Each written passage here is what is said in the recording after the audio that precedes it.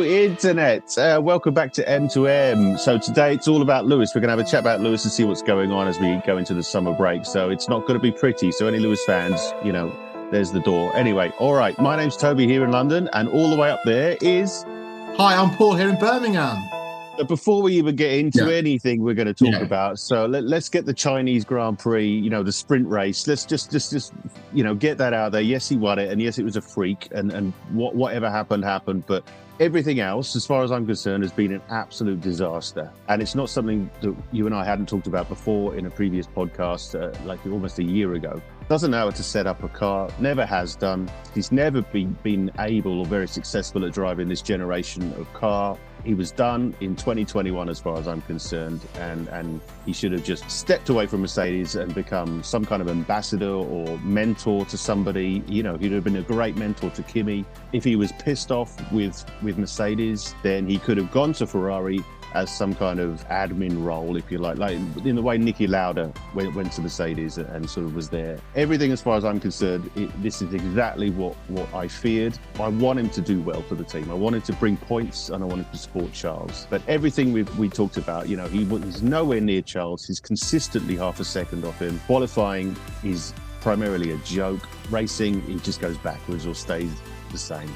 I think it's a shame to see some guy who was great, is great, just go out like this. So he should have stopped and taken the hint. Over to you, Paul. Go for it, mate. Yeah, I mean, 2021, obviously the Abu Dhabi Grand Prix, we won't go into that now, but that must have hit him really hard. And then he's got to go again, which is tough. It's a long season. There's a lot of good drivers out there. He's obviously gone 3 years now with Mercedes after that, and it's not really worked for him. 40 at the moment, and he's super fit, of course, but he's got to have lost some percentage of performance there at that age.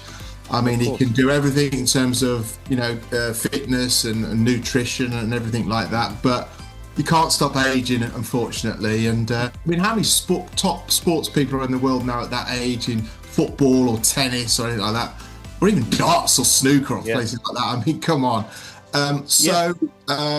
Formula One is a tough sport, physical sport as well. So it's strange, isn't it, that to be able to still keep going at that particular age now in the generation of drivers that we've got with us. And it's nothing to be ashamed of. It's nothing to sort of shy away from. That's just, as you say, birthdays do this to us all. They make us older. And whether you like it or not, like, your muscles are going to ache, you know, your eyesight's not going to be there, your reaction times are going to be less, your strength is going to be less, and your fear is going to be higher. It's just, you know, all of these things are very normal. And, you know, obviously, 2021 was hit him hard. But at the same time, it was inevitable. Max was coming for 3 or 4 years. He was coming. And the writing was on the wall. It was just a matter of time, as far as I'm concerned. But, you know, even if Ferrari produces a car that is incredibly good, you know, at the front end, right at the front end, he's not consistently going to beat Charles. He's certainly not consistently going to beat Oscar or Lando or even George, or certainly not Max. You know, it's just because when he was winning, you know, with all due respect to everyone, the competition was not like that. It just wasn't. They were in cars that were, you know, excellent drivers, but cars that were nowhere near it. And his teammates, again, no disrespect, but Bottas kept on that 1 year deal, was just playing, you know, second fiddle the entire time. That was his job. Absolutely, You know, and I think talk about his physical side. I mean, I think what he's really struggling with is obviously his mental side. We've seen that in all these interviews over the whole season. He's really struggling mentally, and no doubt in top performance sport, confidence is number one. Unique confidence in your own ability, and he doesn't seem to have that at the moment, and that's huge, unfortunately. I mean, you saw it yesterday. You know, you and I spoke before we started this, but, you know, I mean, Max came at him literally on his gearbox on the inside, and it scared him off the track. He drove off the track, and I was shocked at that. I was really, it was sad to see that. And like I say, I want the guy to do well for the team. I want him to be scoring points. I don't want him winning. Let's be honest about that. You know, I want Charles to be the guy, but I want him to score points and take it to McLaren so we can fight for the constructors. Yeah, it's just yeah. The stats show it all. I mean, Charles is 12-2 in race positions over the season, and qualifying Charles 10-4. Lewis average position about 8th. It's not bearing well at the moment. I think Ferrari will see out the season, I feel, with him, and then look at probably going again in 2026 with the new car if he's had some feedback towards it. Yeah. And then he's got to hit the ground running in 2026, I feel. Or the Tifosi are going to have something to say about it, I feel. Yeah. Well, I think they already are. They are starting to understand that it's maybe not all, dreams as they were hoping. So, and I get it. 3 or 4 races to sort of bed yourself in. And he's got the whole culture war to fight. He's got the language barrier, everything. I do understand that.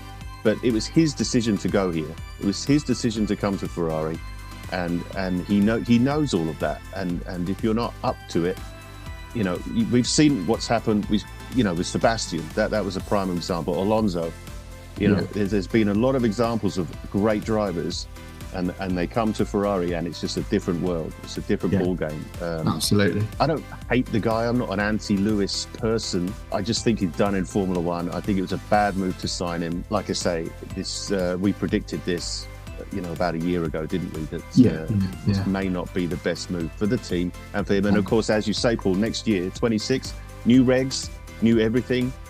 Who knows what's going to happen? I understand the business side of it, but that's not what this is about. This is a racing team. You want to sell shirts and move, shoes and merchandise. I understand that, but Ferrari are not broke. They're far from broke. They need to start winning again, because it's been, far too long, and it's getting depressing.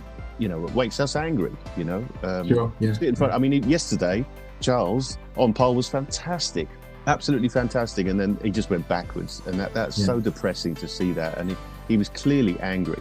You can see that in his defence against George. You saw him when he got out the car, and things have to change. It's not all on Lewis, of course, but it's just one part. Like I said, he's not the kind of driver, never has been, to set up the car and bring in team personnel and tell everyone exactly what's wrong with the car, and over 3 or 4, 5 years develop that thing into a stream of championships that we're going to have. He's just never ever done that. And it's never going to happen. And by then, he's going to be too old. And so we're already into 14 races of the season, you keep feeling, is he going to turn a corner? And then suddenly the race weekend comes and it never happens, and then he goes again, and you feel okay, he's positive, he's confident, he feels he's found something with the car, and then again, boom. I mean, it must be difficult. I mean, I heard his team radio when he was, it was this weekend in Hungary, wasn't it, in practice 1, and he was asking what the time difference to Norris is, and it was like 1.5. Norris was 1.5 ahead. So, and he was like, geez, where's that second come from?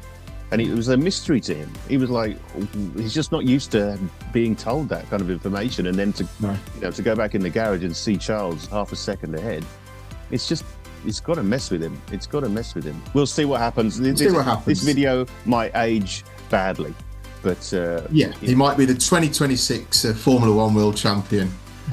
Who knows? Well, fair enough. If that happens, fair play. I won't. I love the fact that Ferrari are winning, but I won't like the fact that he's won it. But So anyway, all the best, Lewis. Obviously you're a regular watcher. We know that, and thanks for your comments, by the way, Lewis. I appreciate it.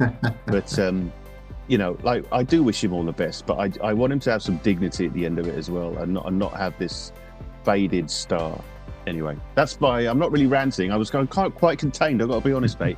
I think he's here. He's not going to go anywhere. I think he's going to really dig in and try and recoup the situation. I don't think he's a quitter. He'll give it everything, Steve.